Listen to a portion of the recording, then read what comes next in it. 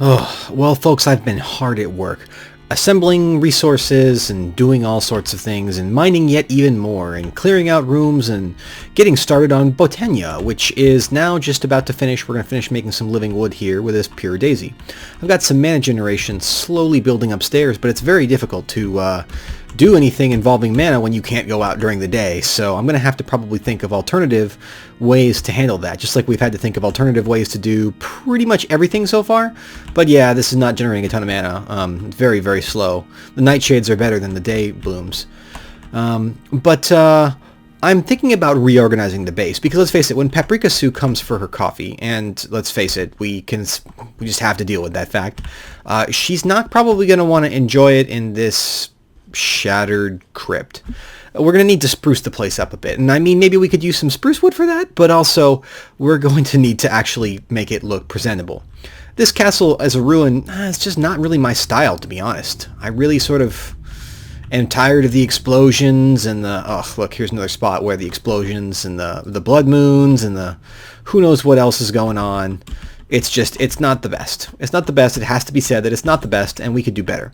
So I think we will do better. But to do that, we're going to need resources. We're just going to need to actually be able to amass things. Now, the great irony of the situation is that I go out at night all the time. I'm almost totally unafraid of it. So I have 15 ender pearls, but I still haven't found even the 5th diamond yet after a lot more mining. However, I have had a pretty good supply of other metals. So you can see it's a lot of resources, 3 stacks of iron, I've made some bronze, which is Tinker's alloy, copper, and a couple other things, right? Notice I have 2 types of copper here, great. I always enjoy dealing with that. And a little bit of mana steel I've started on too, tin. So we have some options here, and I think we're going to take them. So the very first thing that we're going to want to do, I think, is work towards, well, I don't want to jump on this thing anymore. Just put it out there, I don't want to jump on this anymore. I feel ridiculous, I look ridiculous. This is just not okay. But, you know, I guess it's just something we're going to have to deal with. Anyways, so I've actually made some sand and some glass. We got some glass there and some sand here. And this is pretty much key for the next component. So what we're going to be doing is working on processing our ores more effectively than jumping up and down. So we can do more than one thing at a time. And then we're going to work on more effectively digging. And that's both automatic and manual. So I think we're going to be repurposing this room for now. Now, I've been thinking a lot about what we're going to do. There are several ways that we could tackle this problem, but I think there's a couple of experiments I've been wanting to work on for a while. I have this idea about using the infinite nature of water and thermal. You know what? I'm actually getting a little bit ahead of myself. There is one other thing I wanted to test out. So let's go over here. Oh, I made a I can do it here. I made a hand dual portable work table. This is sort of the portable version of this dual work table right here. Really, really useful, not very expensive. So I've been using this instead, which is great. But if we look here, let's see, it didn't let me make it. I wonder if that's just because of the type of the chests. Is that right? Yeah. Ah, there we go. We can change them back to the regular type like so. Perfect. We'll do it that way. Whew, I was a little bit worried there. Okay, sometimes little things like that happen. So let's check this out. This is a compartment. This is a new design I've been working on for storage. If we check this out, it's actually got several compartments, and we can even color them as we need. So for example, this is about the size of, if you take a look here, 1, 2, 3, 4, 5, 6, 7, 8, 9, and there's 3 of those. And you can see here, this is not quite as big, but it has more tabs. And we can actually make them bigger over time, so then this gets bigger and bigger. We can even lock them with a little bit of extra stuff. So we can do things like change the icon, change the color. We can make this green, for example, and we could change this to that, right? And then we could put all our things in there. So I think I'm going to make several more of these. They don't stack together, but we can improve them by taking copper gears, bronze gears, iron, all the way up to diamond if we really wanted to go there, although it's hard to imagine why we'd want to do that.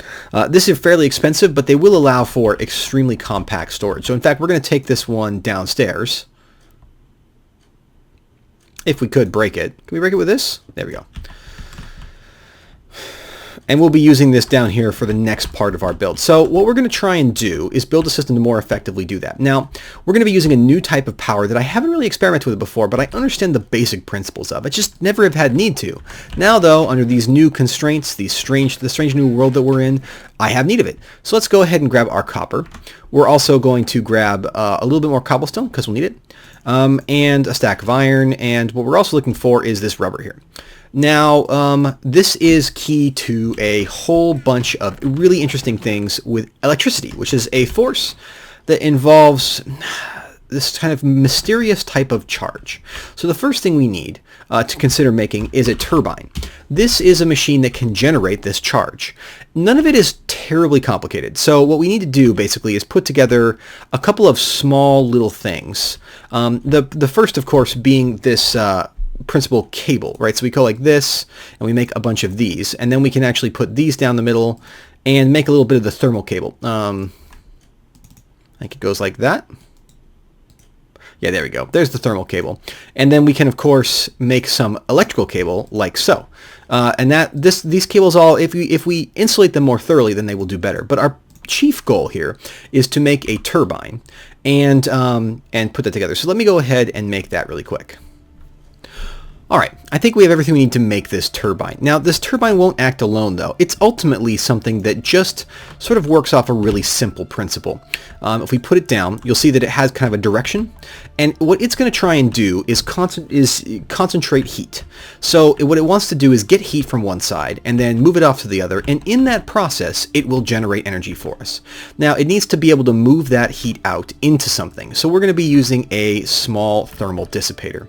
This is just a passive one. We could actually make another passive one. If we could stack these together, we can generate more power. So we could actually do that really quick. It wouldn't be that hard. So why don't we go ahead and stack another one of those together. We can just go like this, like that. So now we have another one of those, and we can put that right there.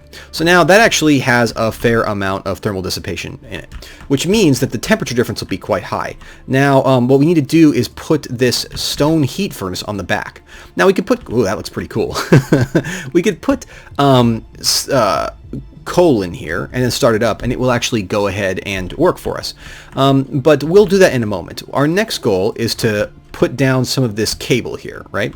So once we put coal in, then power is going to be running out of this cable.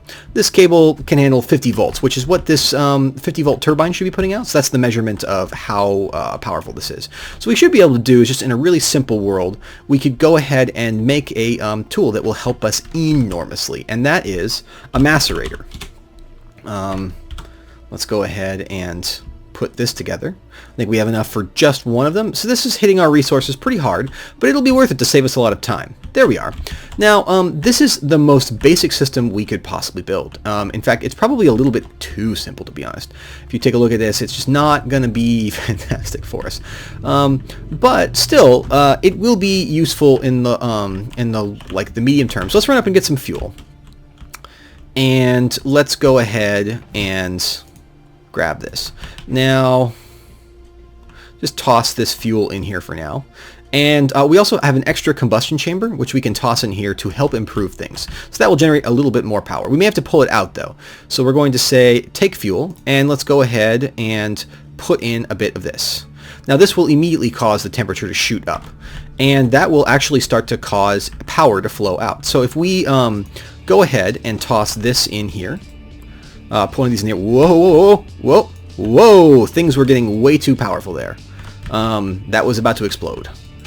Oh, and we just exploded. It would appear that our turbine was saved. That's good, but it would appear that our stone furnace popped, or the cable perhaps popped. It's tough to say. We do have to be a little bit careful. Perhaps this is too upgraded.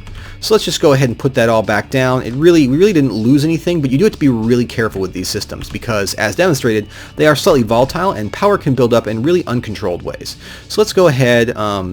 Let's not insert the secondary thing there. Let's instead, we have another one of these, so let's just make sure that this is really thoroughly wired up, right? And that should be good. Let's go ahead and insert this, just one, and take the fuel. And this can generate up to 1 kilowatt, but I don't think it'll be able to. Let's go ahead and reduce. We can actually click it down, and let's control the power at 50%.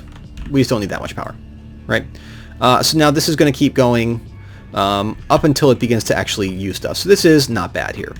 We could probably make a device that helps us understand this, but let's see here. This is running a little bit hot, but that's doable, right? So now if we go ahead and toss this in, yeah, as it does work, this thing actually, if you can, I don't know if you can hear it, but it's actually making a little noise. Let's go ahead and just listen more closely.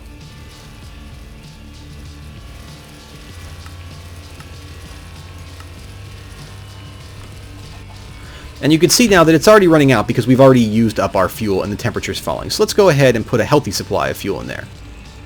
And that should begin to bring our power back up.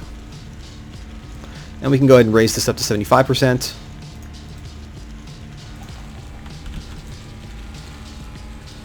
As you can see, our voltage is climbing back up, which means that we will be able to start actually producing things. We'll need to get back up to 50 watts, but you can see that we're starting to make lead dust. Now we can actually smelt this. So now I've got the system running at nearly max power. And we've got a fair amount of coal in there. So this system is just going to run. That should be sufficient for us for now. We'll be going ahead and making that. But we're going to pull out this lead ore. We've got lots of lead. Actually, you know what? No, we'll leave this in for a sec. We would like to get a little bit more lead. And we could probably get some... probably we could use a little bit of this. That is the wrong button. Probably use a little bit extra of this to get some furnaces downstairs, because we would like to have a little bit of flexibility down there. Oh, wow. I can't believe that was the... No, that's not the first time. I guess maybe I haven't actually crafted any. That's funny. Because I found so many. Funny. Alright, yeah. So this system is pretty slow. And it eats a lot of fuel, but it's doing the ore doubling for us. So eventually we can start to pull things up out of the mine, and that will go fantastically well. But this is not all. There's lots of things we can do with these electrical systems. This turbine is just sort of the beginning of what we could do. So really what we should do is focus on getting enough resources to make more of these turbines. But the other thing that we can do is actually build batteries. Now, there's types of batteries that are stationary, there are types of batteries that are single use, and then there are types of batteries that are, portable. Now, thinking about it, if we could use the same principle here, you could see we have a little motor, it spins, and it grinds up these things, right? And it just makes the dust for us. So these very, very hard very hard nubs there just basically force the dust down. It's just like as if we were jumping on it, but without, the ridiculous part. We don't need to. We should be really careful of our toes, but I guess they grow back. I haven't really even considered what would happen if I lost a limb. And you can see it will go through a fair amount of fuel, especially if we're running max out like this. Now, it seems that if we put in our other combustion chamber, that will cause this system to overvolt. You can see already it's running a little too high, and that's a bit scary for us. I'm going to think about how we could actually save that power with batteries. In the meantime, though, if we were to take one of these batteries, right, and then consider a similar system, we could make several interesting things. This causes heat because of the explosion, so we could use it to make lights. And we could also use it to make, and this is most important, a portable electrical drill. This is, I think, our key to success. This, while quite expensive in its own way, only takes 1 diamond. So the first part of the solution that we need is that we need to be able to make one of these systems and then charge it. We'll also need to make a charger.